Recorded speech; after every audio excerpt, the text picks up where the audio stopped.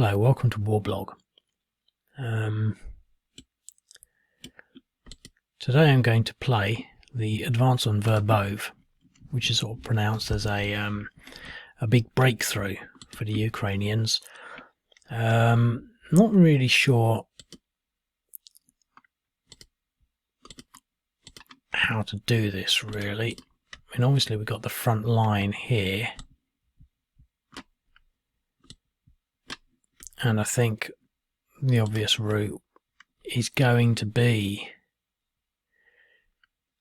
it seems the easiest is to come through here, but we don't really have the units, and what I was thinking about really was sort of trying to come through here and then just sort of pausing to think about what that situation means, because we know they haven't entered Verbove.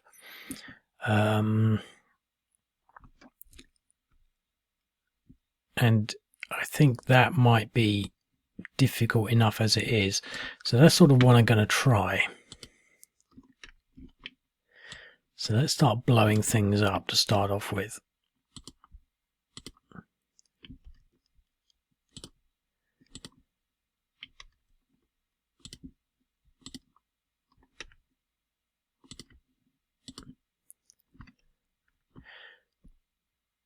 .8, 2.35, 2.8. So we're just totally committing all our artillery there.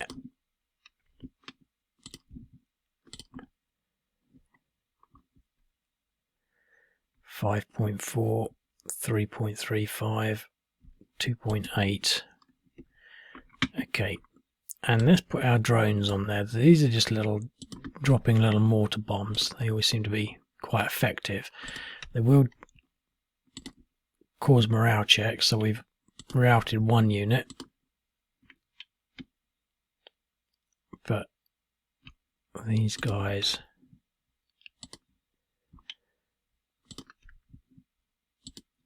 are still quite fresh. So we've basically committed everything against that stack, and they're basically down 50%. I'm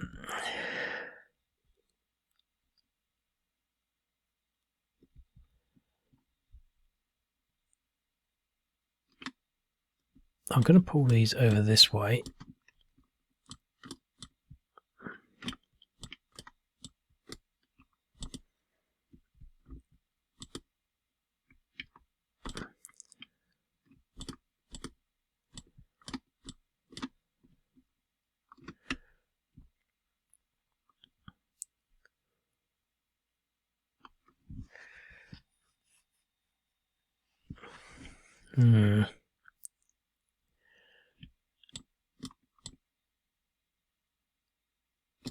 See, they don't have enough movement.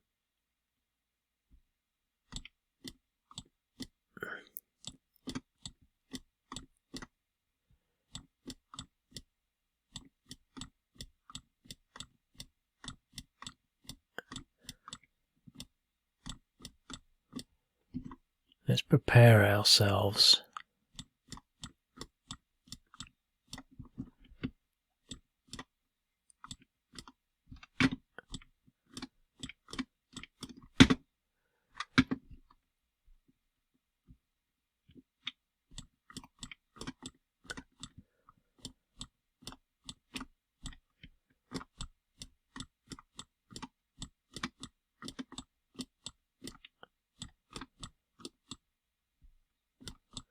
So we're sort of concentrating everything down here.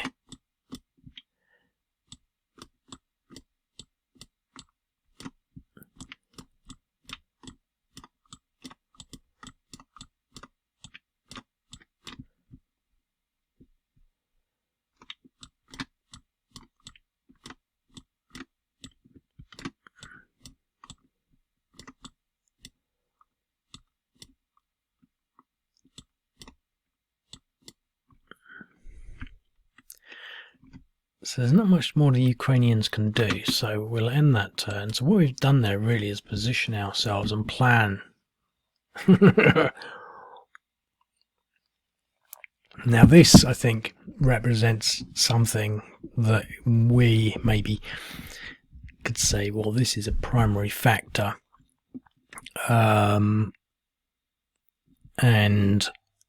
they're doing this under a lot of enemy firepower, and every time I look at South Front we see these things blowing things up, but obviously they can't do everything. So let's sort of see. Now we've figured out that they're coming down here, but they've split up a bit, but we might want to sort of focus on these armoured units with these lancets. So let's put 2 on each of these to start off with. 5 damage. 2 damage. Well, that's so good. I'm going to go for another. Right. I mean, that's pretty much on fire. Remember, it's not just one tank, although you could almost imagine it is one. The scales are completely messed up, so that's a quarter strength. 9.5, so we've still got a lot of these lancets left. Let's just see what our artillery can do with the remains of these armoured units. No effect. No effect.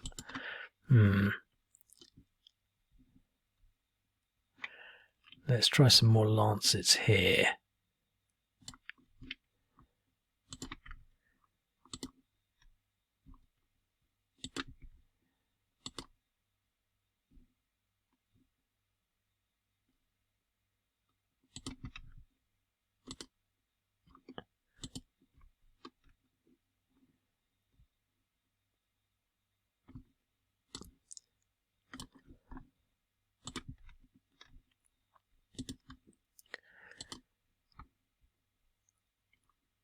One of the links, one of the things I was looking at was this sort of article, this video about the F-16s, and it was just talking about the complexity involved with just keeping them going. It says, you know, every time they go out, they come back with at least 1 or 2 things that need fixing, and they need people that can actually do that, people that know how to use the special tools to do all of that. And it was interesting. It's saying that basically, you know, it's not really that they don't want to give the Ukrainians these things, they're just so expensive to maintain, and that it would be 50% of whatever budget they were giving them. It's better, you know, spending that on the vehicles and things. They were saying, you know, to actually get people trained up would take, you know, although they can compress the time, you know, it would take normally 5 or 6 years. I find it all a bit hard to believe, but I think, you know, that there is a lot to, you know, to understand on that, from the point of view that you know, the people actually need to know how to use the tools, both the mechanical tools and the electronic tools, the diagnostic systems, to figure out how to keep them going. But I think that is sort of really, you know, I don't believe that they really haven't sort of put things together in the sense that, you know, they haven't fully automated it. You just plug it in and then it will tell you exactly what needs doing and gives you complete walkthroughs. And I can't believe they've made this incredibly expensive military system that then sort of like actually needs 6 years of experience to figure out. But they do compare that with the Russian aircraft, which are designed to be very sort of simple and robust and, you know, easy to repair with just a hammer, so to speak. You know, I think I'm not sure how far that goes on either side, but, you know, I would imagine that, you know, there's quite a lot involved with keeping those F-16s sort of in play.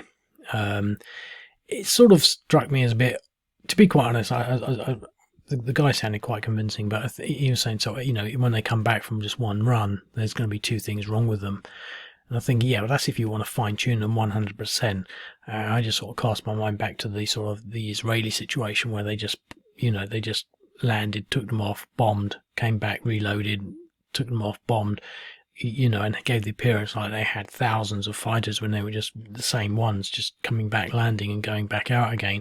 I mean, I can't see how you can have a really expensive plane that can't do that, so maybe after sort of like 2 or 3 days of that, yeah, maybe you would have to sort of seriously look at the diagnostics to make sure that, everything was fine. But most airplanes, you take an airplane from an airport, they'll have someone that sort of have a look at the engines, see if there's any birds in there, or just a quick visual. But they tend to sort of just land and then they just take off again. They don't go into hangars and have sort of massive sort of structural inspections for fracture lines and things like that. That's what they do sort of in sort of a periodic maintenance periods. So but I don't know. I just personally I don't think the F-16 is a solution. I think that if they've got to get aircraft, they should just go for very, very cheap prop craft. These things that are just almost disposable and almost with remote control on them. Because the F-16s don't do much. All they do is deliver a payload, somewhere on the battlefield quickly, and it's a very expensive way of doing that. All they can do is carry a few bombs and things. But anyway, we've sort of done that. We've blown up. Well, we've done a lot of damage here. I'm going to see if I can get rid of these tanks because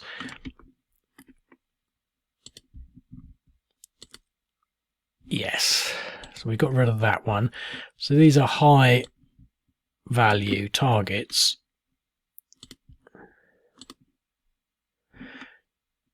The thing was talking about the maintenance engineers and how any F-16 deployment would be a high value target or a high priority target for the Russians. So having to deal with that and Biden's policy of not having any boots on the ground and things like that. Now we've sort of done that, so I think to some extent we do sort of want to maybe pepper up some of these things, but getting some of these engineering units might be good. So some of these little units on the ground here.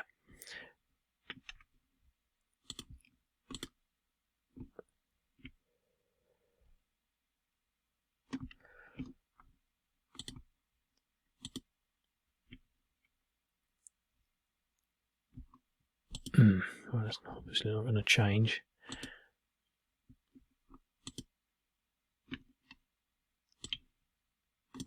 Oh, go away. Keeps trying to get me to download. I never upload. I never upgrade my browsers or operating systems or anything.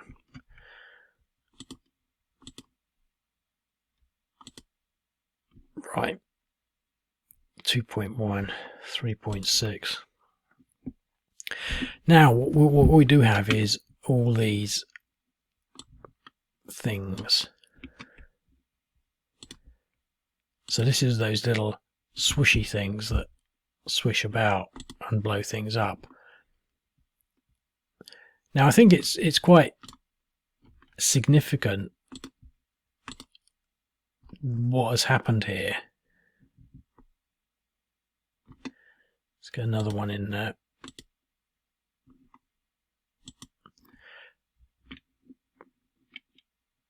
Because they're operating under so much intense firepower. Do we really want to do these units? I think I'd rather go for the engineers if I'm going to start cherry picking.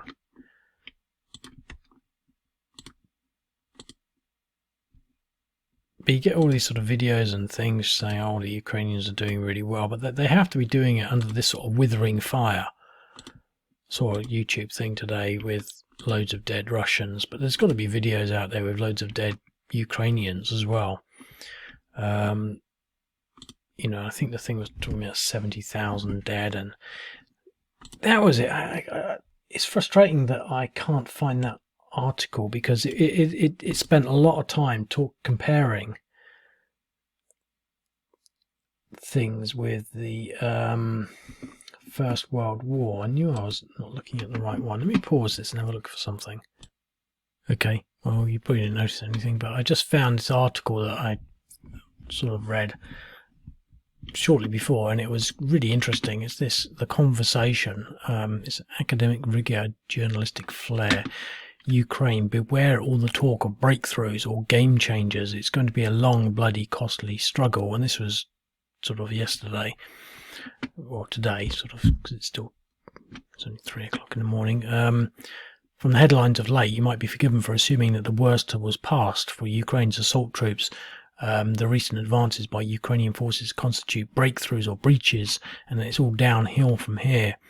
The Ukrainians recently claimed to have taken a couple of small villages, Andrivivka and Klishchivka, near the totemic remnants of Bakhmut, the city in eastern Ukraine.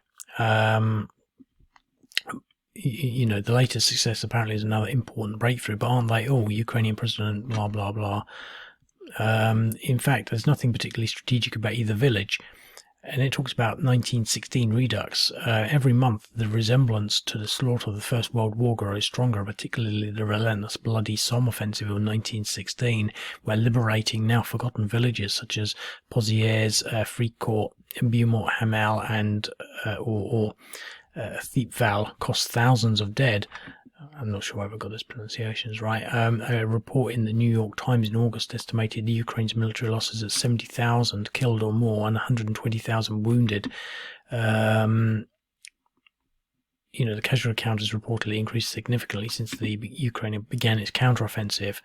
But meanwhile, as in 1916, a parade of Western generals have repeatedly made unrealistic promises. It's comparing it to the First World War. The Ukrainians would be in Crimea by the end of summer, we were told. Now it's just one more push that will cause the Russian army to crumble. No quick victory. So it keeps sort of talking, the Javelin, the NLAWs, anti-tank missiles, the M777, I may have missed one, have all been game changers. It's saying that the only game changer, then it starts talking about the F-16, which I was sort of talking about, and the reasons for these are superbly explained, and I went in there. This is the Rossi Reflex or something. It's quite interesting. I'm not going to click this now. But it's saying that the F-16 is a highly complex system requiring extensive training and years of experience for the potential to be drawn out. But there's some interesting things in this article, actually. It's talking about the will to win. It's talking about how the Ukrainians are 90% certain that they don't want Russia winning. It does talk here about the only game changer has been Elon Musk's Starlink satellite. After the disasters of the Somme in 1916, even worse bloodbaths awaited the following year at Passchendaele and Verdun. As its army advances, Ukraine can expect similar horrors, though of a smaller scale, on its planned drive south to cut Russia's land bridge at Tokmak or Melitopol, or other places most have yet to hear of. It says here, she pointed out that polls in Ukraine indicate that more than 90% of people oppose doing a deal with Russia. Talking about the will to fight. I found that quite unbelievable, really. Because I would have thought, I don't know. It's amazing how they want the horrors of what's happening in the West, Europe, England, to happen in Ukraine, and they seem to be sort of fairly heterogeneous sort of population. But it seemed that we would have thought that they would have seen Putin as being their saviour, not their enemy. But presumably they want diversity. They're gagging for it. So anyway, that is the Russians. They have now committed everything they can. We're not going to do any ground assaults, but we've demonstrated that we've now got all these anti-tank units that can fire, and we've done quite a bit of damage. We're taking out basically all of their armor and their mechanized units. So this one's at 7.25. I'm not sure whether I really want to be moving anything because it's too big a game really at this moment. I don't want to play for much longer, and I'm sort of a bit tired. I just want to get something out there so I don't. I'm aware that I'm way behind and lazy, but I do look at the news every day, and I sort of think, and I've got half an eye out for doing a scenario, but it just takes so much time, and I don't know where the time's gone. I don't know. I think I spent half my time asleep now. But anyway, we'll go on. So we got reinforcements, so there's more Ukrainians coming in, but now we are definitely determined to start moving the engineers into place. So we can try and make a breakthrough here. So what we did, we advanced and we took an onslaught when we lost armor, but we got more armor coming in here, look. But what we want to do this turn now is to again try and destroy these units.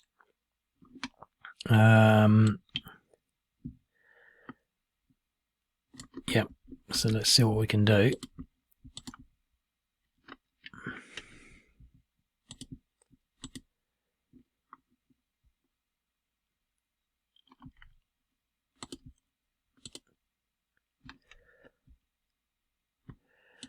Let's try some drones.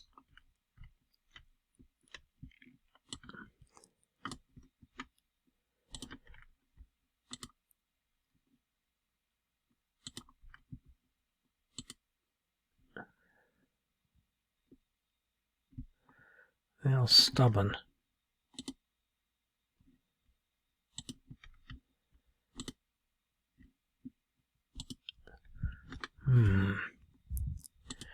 There's a big stack there, so let's just blow this up.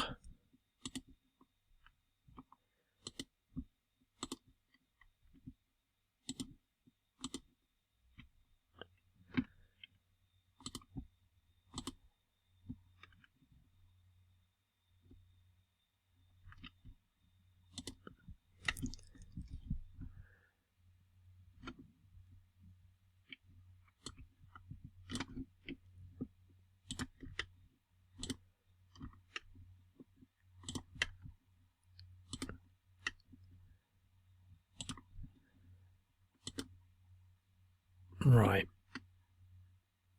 2.25, 6.2, 2.45, 2.25, 1.8. So we've not really made it safe, but we're really going to try and go for that now. And I think we're going to have to reinforce. So we took a little bit of damage, that wasn't too much. And we took a bit of damage there, again it's not too much. Again a bit of damage, not too much. So we're doing okay.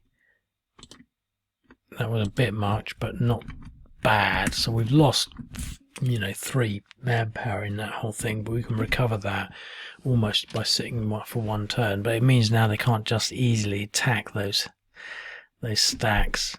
I mean, they're not going to be that difficult to attack, but they've got something there.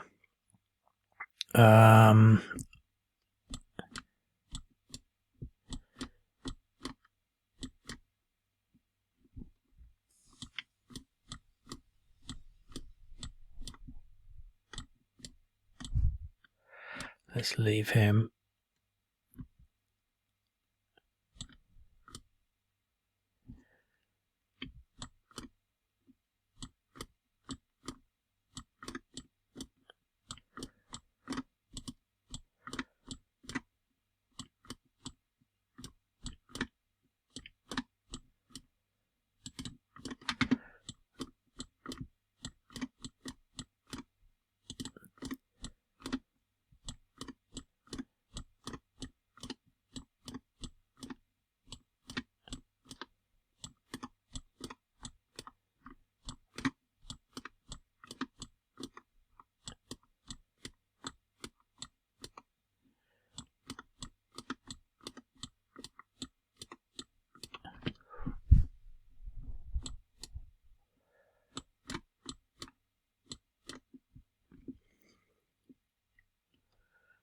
Right.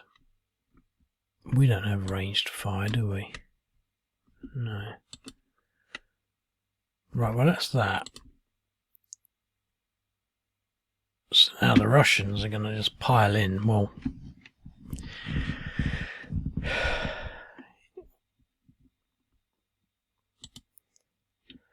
do we want to take these out? We shouldn't have stacked them up like that. Do we want to take this stack out?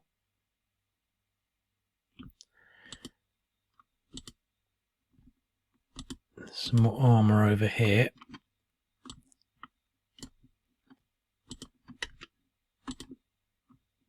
And no effect.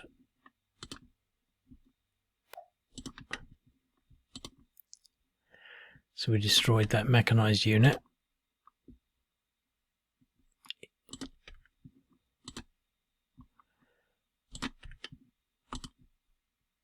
And no effect. What are these duds? So we've destroyed another tank unit.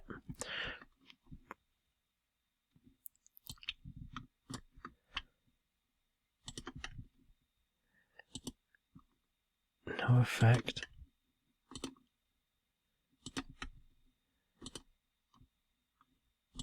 So there's lots of plumes of smoke, just like we see on the TV.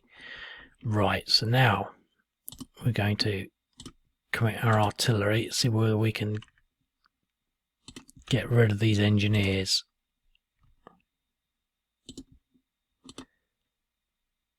Right, we'll get rid of one of them.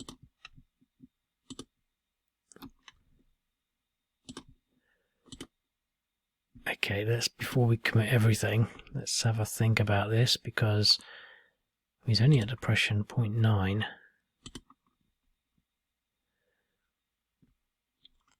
Let's see what we can do here.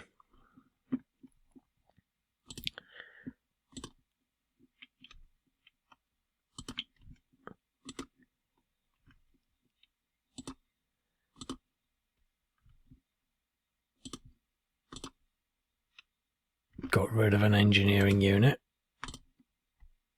and another engineering unit. That's difficult because it's sort of what's happening really. Well,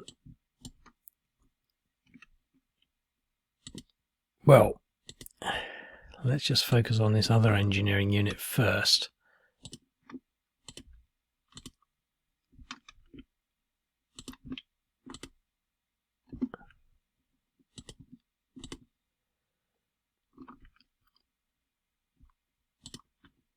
I think I might not have pressed the right button there.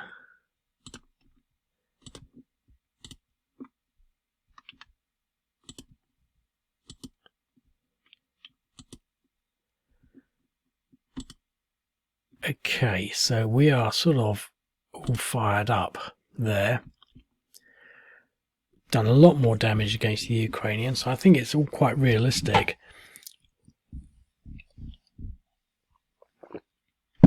And I think you can sort of say, yeah, this is sort of gives us enough scope to think and consider what's happening. You know, we can sort of say, well, you know, obviously when they are advancing, especially across these sort of open fields, and there are hedgerows all in between them, but, you know, as they're advancing, a lot of stuff is being taken out, but obviously not everything, but obviously they're targeting high value items like the tanks and things at the front line. But now what we have pretty much is the Ukrainians one shot now at something. Now we could move these units straight through. I mean, we've got one option here to demine.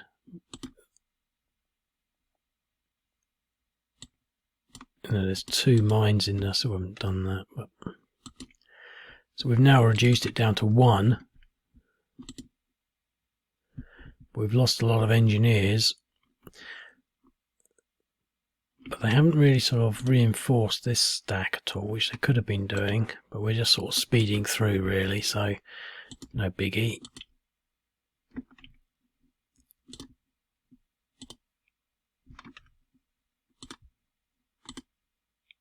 Right, so we've got that anti-tank unit. 10. Let's see whether we can get a drone on that. Because that will force a morale check. Okay, so we've finally cleared that hex out. Let's move in some irregulars. So we've broken through their line through extreme force.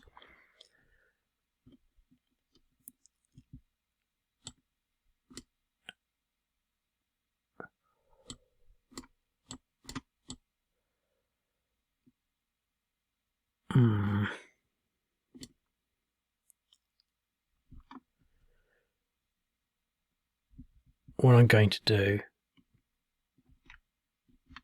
completely is what we've got there, 3, 3. Let's see if we can break this a little more.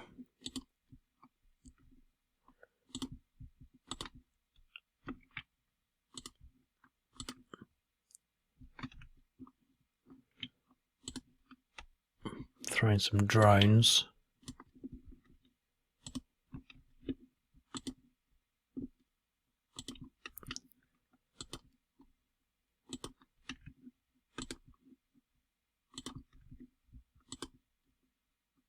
Aborted. 2.3, 2.4. Right. Okay. 1.4.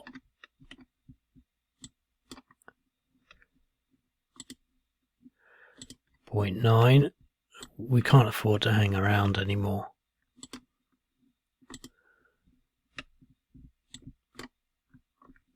Should have done this straight off from the start. Taking a lot of damage, just going through this minefield. Oh, he got through clear.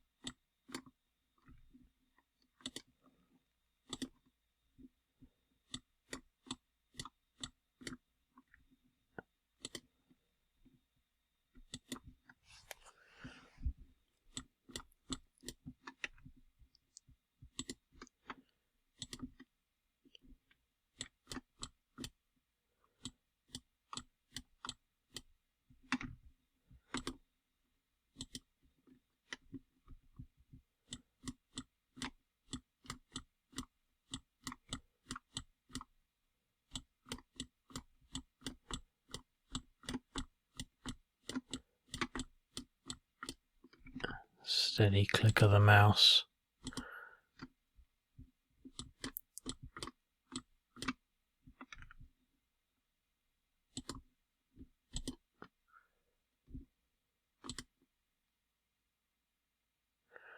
That's interesting. Maybe the engineers don't count, he just doubled up in there.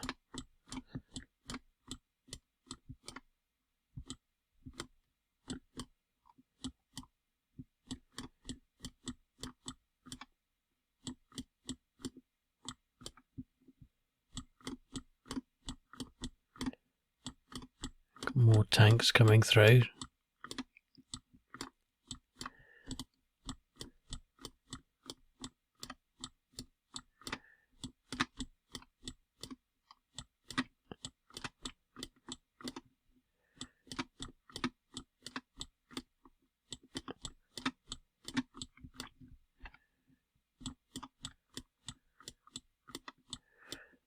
I think I could have done this better by just going through the minefield right from the very start.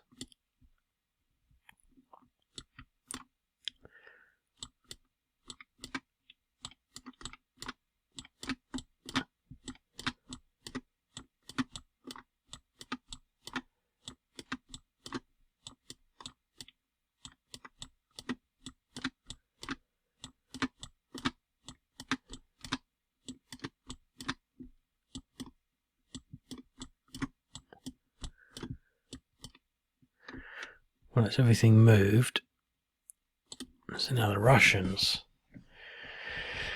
So again, they can pick off a lot of this stuff, but what will they be able to do? I mean, do we focus on what's in these hexes, or do we try to clear all this stuff out? Do we focus on taking these armoured units, or just picking off what's on the front lines here? There's some armoured stuff there. 2.95, let's blow that up.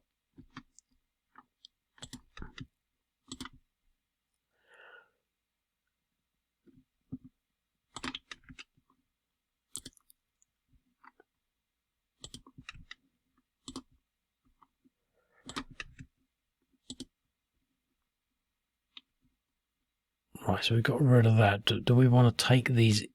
I think we can maybe... Oh, one more go, because they seem to have taken a bit of damage. Okay, we've routed one, so he's got some engineers left there. Maybe we can use the rest of these on... Which one of these has 2? 1. This has 2. So let's try and do some damage in here. Got one of them.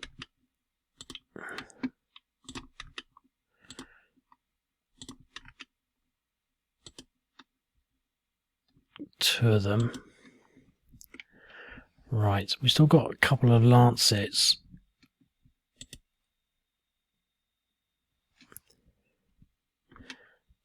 Let's put them into this stack here.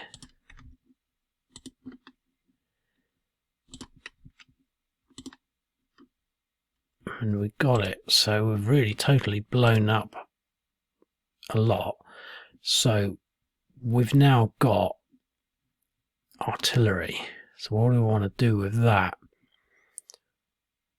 We could maybe try our luck with one of these.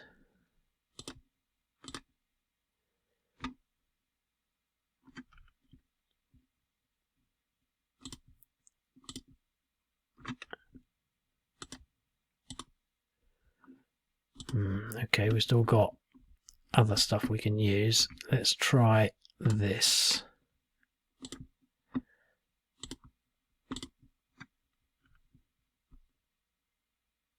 .4, 5.25.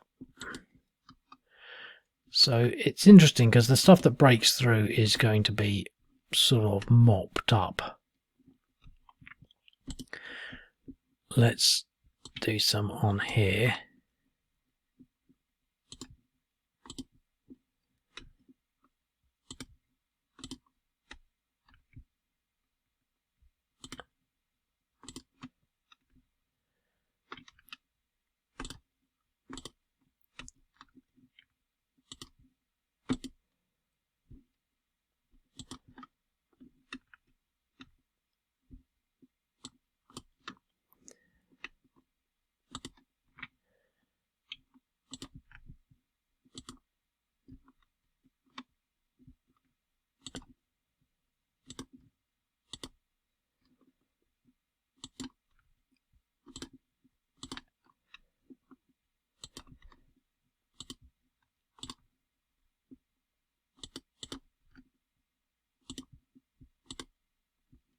Okay.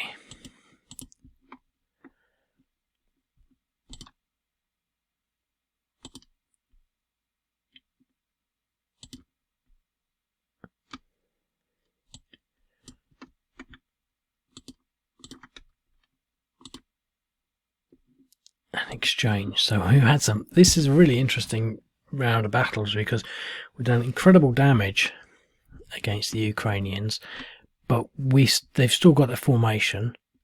There was some tight fighting in this trench line in which there was just an exchange. So it's very realistic. But they've been left with enough after that onslaught, and they lost a lot of material. Almost all of that stack. They lost a unit in there, and I mean, I could have maybe done it better, or I don't know, but they've lost a huge amount, but they are getting there, which is sort of what's happening. The Ukrainians bit by bit are getting that ground. So now we can see what the Ukrainians now can do. They've got a breakthrough, but these units are not going to survive for long. So we've still got this stack here which could maybe attack, but it might be nice to attack these units.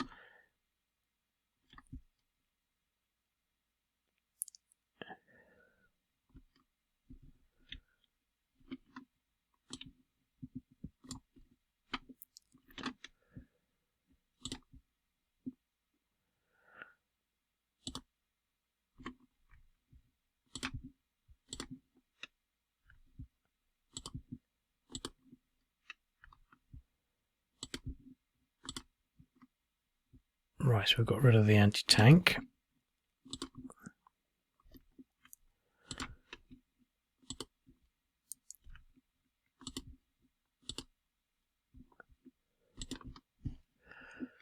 And what I do want to do before I forget, because he's still available, so we can actually demine that.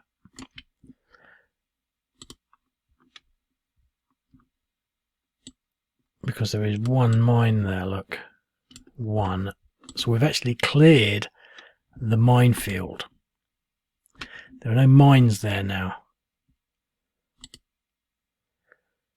We've actually cleared a line through there, look. Which is quite incredible.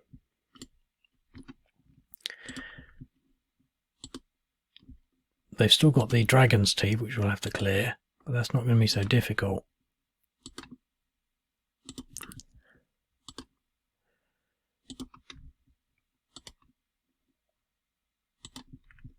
Everything on that one stack, and it's still pretty much there. Oh, we got one right at the last moment.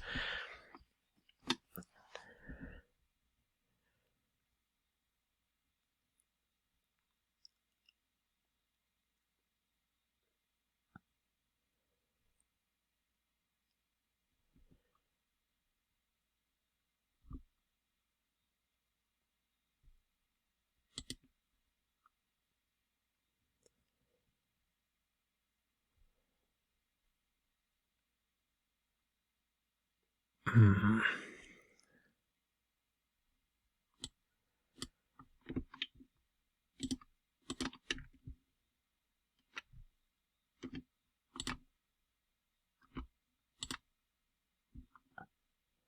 Three to 1 and a DR.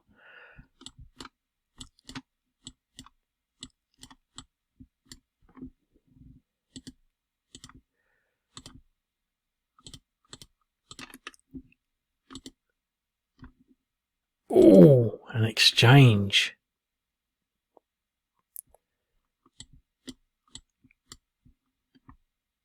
That was painful. I just didn't think of the odds. 7 to 1 DE. Okay, so we've now got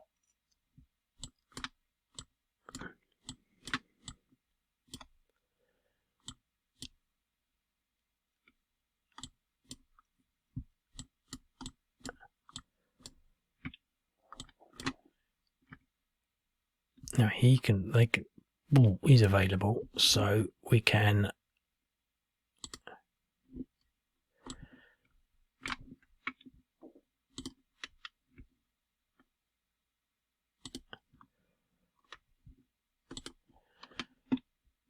demine that.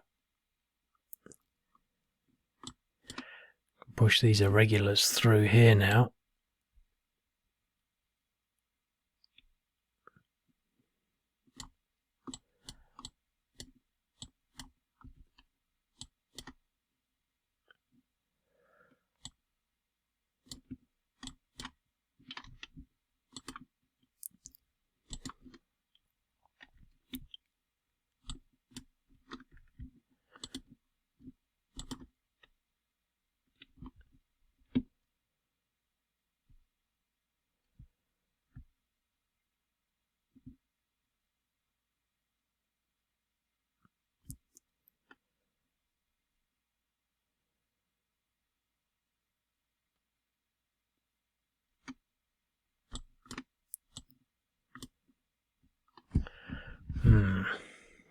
let's just try it.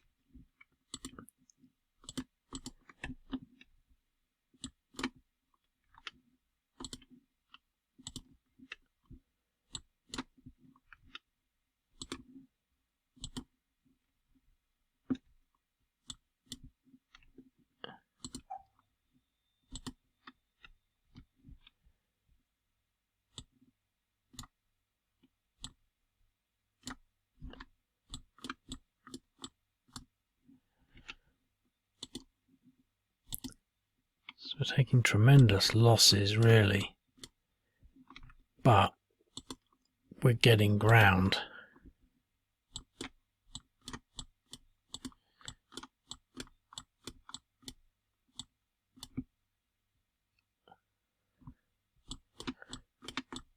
It's strange how some of these don't.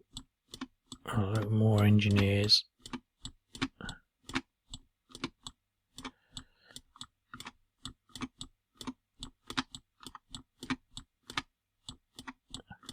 More tanks.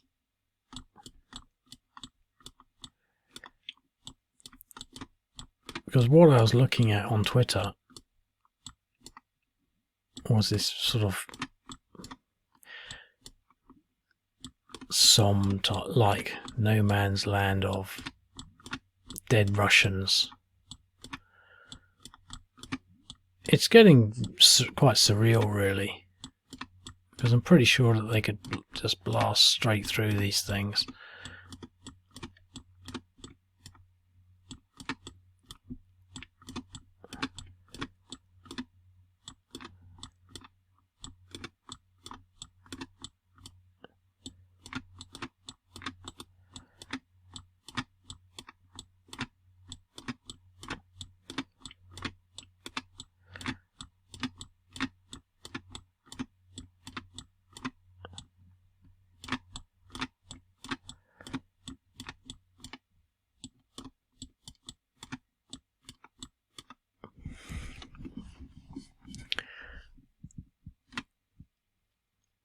Okay, we'll give it one more go.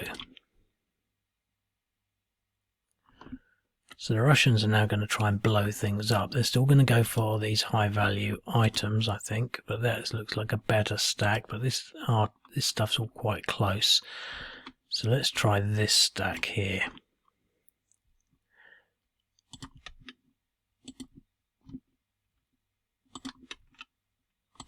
It must be frustrating really for both sides, but you know, especially the Ukrainians, because they're just going to be taking attrition from these Lancet drones permanently.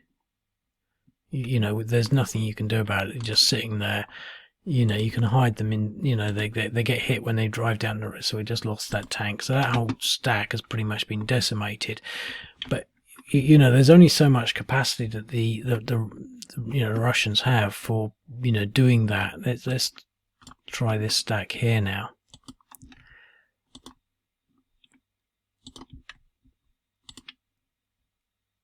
We've got the mechanized unit.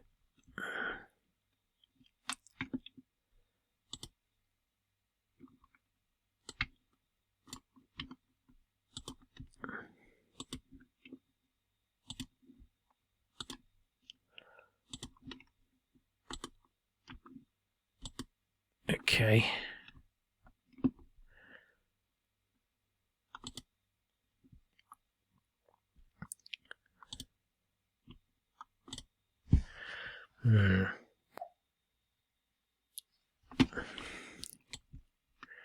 It's a nice big stack.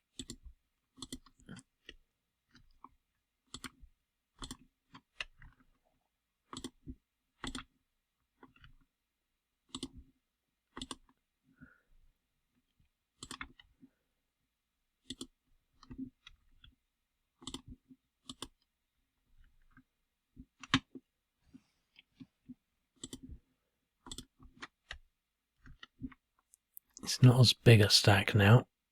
9.5. Okay, one more maybe, just see whether we get lucky. Okay, so now that's just one.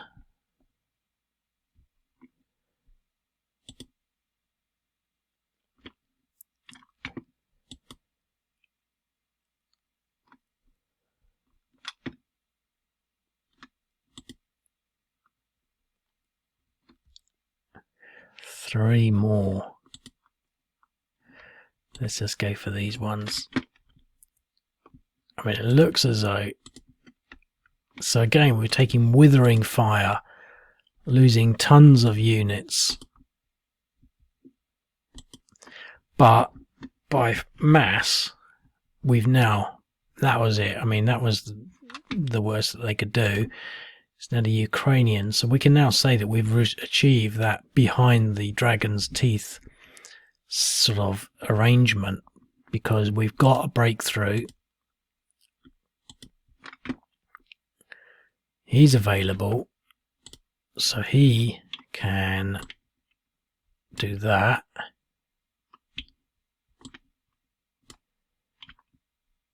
We can remove the ditch. So what we have now is a breakthrough.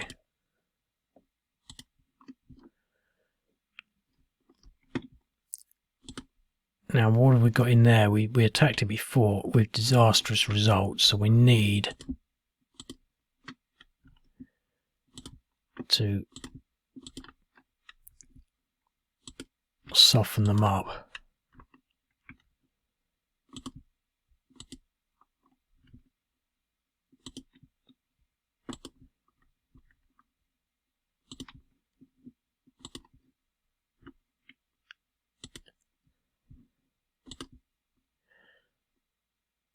.6, 4.6, 1.7.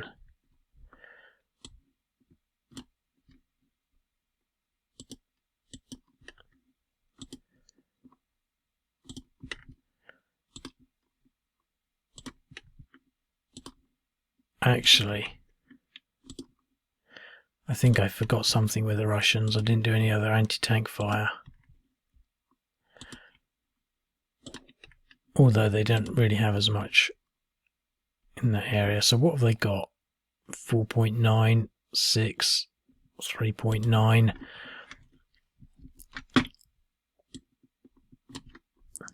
And they just attack it with everything.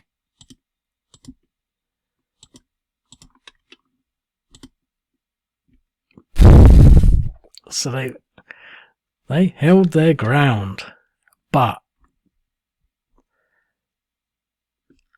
it's not as simple as that anymore.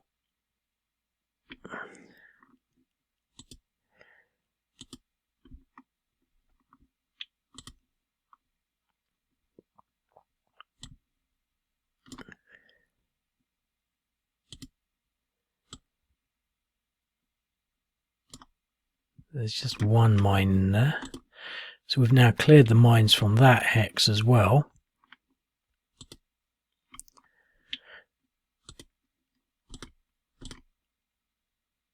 So he's still got to wait. But this unit can come through.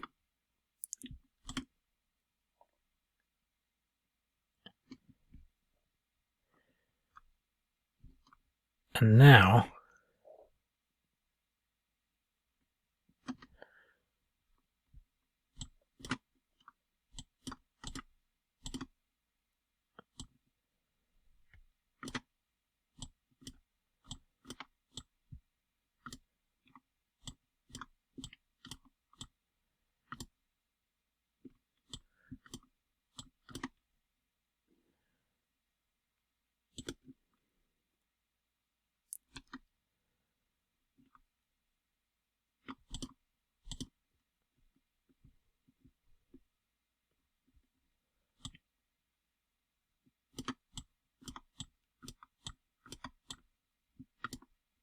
oh,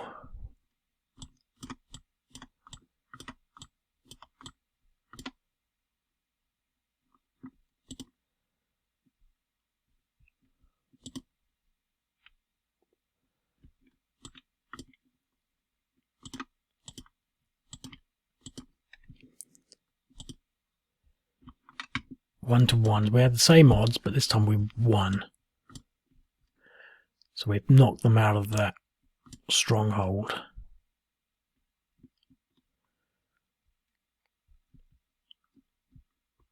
And we've got a breakthrough and some passage.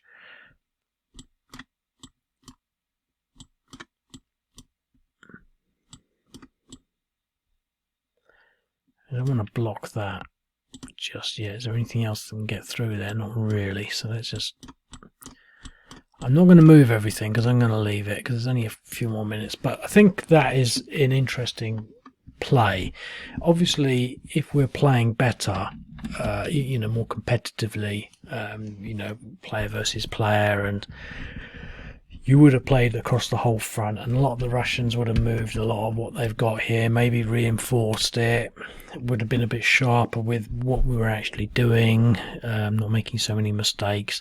But I think as a quick sort of, you know, simulation, so to speak, of what's happening, let's just end that turn for the sake of it, so we can get the colours up. Oh god, got all that crap. But you can sort of see that they've broken through that line, and it was expensive and costly. I think the interesting thing there is that, and again, we didn't use the anti-tank, but there wasn't a lot of it, but it would have hurt. They would have maybe taken a bit of an edge off, but it wouldn't have made a huge amount of difference. The same sort of thing is going to be sort of down here, but we're still going to get sort of stuck. We're going to have to get bottlenecked down here. Maybe we should put some of these things in here so that you sort of have to stop and you can't put too many units in there. You know, but the thing is, you really got to bear in mind as well is the Russians do have engineers. We could have put them there, you know, quite a few turns ago and put in, say, minefields, or I can't remember what these are called really, these barbed wire things, earthworks, etc. So, you know, you would have had a lot of what Russians can do. I'm not sure how balanced it is. I would like to maybe make the Ukrainians a bit more powerful in this, because to be quite honest, they've really, you know, it was a lot more expensive. But I think it sort of demonstrates, you know, the need for, you know, superior numbers against a smaller area, and it's going to happen. But the thing is now, you know, so we've got that article like, you know, beware all the talk of the advances. Clearly they haven't even yet to get near Verbove. You know, they might be down here driving around and it's a big long line. You know, the next stop is Verbove there. But yeah, so it's sort of interesting. But I won't do any more. I'm not going to say any more. I've got a minute and a half really. I think it speaks for itself. I do think that maybe the Russians have got too many Lancets and too many. You know, I could maybe remove one or two of the Lancets and one or two of the artillery, and I think it would be, because I think the Ukrainians have probably taken too much of a pounding to really actually move any further. But you know, I mean, that's that really. I'll leave it at that because I've only got a few minutes. I don't definitely want to go an hour. Otherwise I won't be able to load up, I don't think. And I will try to do more sooner rather than later, and I'll speak to you later. Cheerio.